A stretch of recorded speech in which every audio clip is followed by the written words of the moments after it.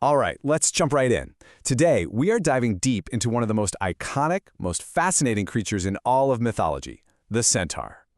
You know the image, right? That powerful form, a human torso seamlessly joined to the body of a horse. But this creature is so much more than just a cool fantasy beast. It's a symbol of a deep, ancient conflict that's still relevant today. So let's get into it. Okay, so first things first. Let's get the fundamentals down. What exactly is a centaur according to the original myths? Here it is, the classic definition. They come straight out of Greek mythology. Human from the waist up, horse from the waist down. Their legendary home was said to be the wild, rugged mountains of Thessaly. This is the image that has captured our imagination for centuries. But their whole identity goes so much deeper. In the myths, they're pretty much always shown as being as wild and untamed as the horses they're part of. You know, they're creatures of the fringe, living out in remote mountains and forests, far away from civilization. And here's a crucial point. They're actually kin, related to a tribe of humans called the Lapiths. And that connection, oh yeah, that becomes very important. So you have to ask yourself, where did an idea like this even come from?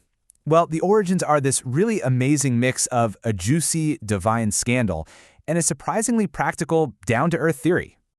Okay, check this out. You've got two completely different origin stories going on. The mythical one is just pure drama. There's a king, Ixion, who lusts after the goddess Hera. Her husband, Zeus, is obviously not cool with this, so he creates a cloud that looks exactly like Hera to trick the king. And from that, union, the race of centaurs is born. Wild, right? But then, there's this other theory that just makes so much sense. Imagine you're part of a culture that has never seen someone ride a horse, and suddenly you see these skilled nomads galloping towards you. You might just perceive them as a single, monstrous creature, half man, half beast. It's a perfect example of how myths are born to explain something totally new and shocking. And this really gets to the core of the centaur's role in Greek stories. This quote from Elizabeth Lawrence just nails it. The constant fighting between the centaurs and their human cousins, the Lapiths, isn't just some random story about a brawl. It's an allegory, a symbol for that timeless battle between our civilized side and our wild primal nature. And this brings us right to the central contradiction of the centaur, because they are not just one-dimensional monsters, not at all. In fact, they represent two absolute extremes. On one hand, you've got the beast. The most famous story about them is the Centauromachy, the centaur battle. So they're at their own cousin's wedding, they get drunk, and they try to kidnap the bride and the other women. This, as you can imagine, explodes into a savage war, and it totally cemented their reputation for being lawless, violent, and just ruled by their base instincts. But then, there is the complete opposite. A select few centaurs were celebrated for their deep wisdom and skill. The most famous, by far, is Chiron. Unlike his wild relatives, Chiron was this legendary teacher of medicine, music, and warfare. He mentored some of the greatest heroes in all of Greece, like Achilles. So, the takeaway here is huge. The centaur somehow embodies both the absolute worst of barbarism and the very height of noble wisdom. And that incredible duality, that contradiction, is exactly why the centaur has stuck around for so long. So let's take a quick journey and see how their story has been told and retold through the ages. The centaur's journey through our culture is really something else. They first pop up way back, around 900 BC on Greek pottery. Then, at the height of ancient Athens, their big battle is carved right into the Parthenon, a symbol of order beating chaos.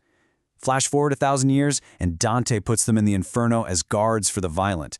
But then, by the 20th century, authors like C.S. Lewis completely reclaim their nobler side, making them these wise, stargazing heroes. The way we see them is always changing. And that brings us to today. The centaur is absolutely alive and well. John Updike used the myth of Chiron as a powerful metaphor in a novel. In Harry Potter, we get a whole herd of them. Proud, mysterious, always watching the stars. And the Percy Jackson books play directly with that duality we've been talking about. Most of them are wild party animals, but their leader is, of course, the original wise teacher, Chiron himself. So why? Why are we still so fascinated by this creature after nearly 3,000 years? What is it about the centaur that keeps us telling its story over and over again? I think the answer is simple, but it's also really profound. They are the ultimate in-between creatures. They're caught on the threshold. They physically and symbolically represent that line between animal and human, between instinct and intellect, between chaos and order. They're a mirror for the same conflict that every single one of us feels inside. And so that leaves us with one final thought. When you look at the centaur, what do you see? Are you looking at the wild beast that we all kind of fear is lurking inside of us? Or are you seeing a symbol of the perfect, powerful balance we could achieve between our human reason and our animal nature? That contradiction, right there, is why they will forever gallop through our imagination.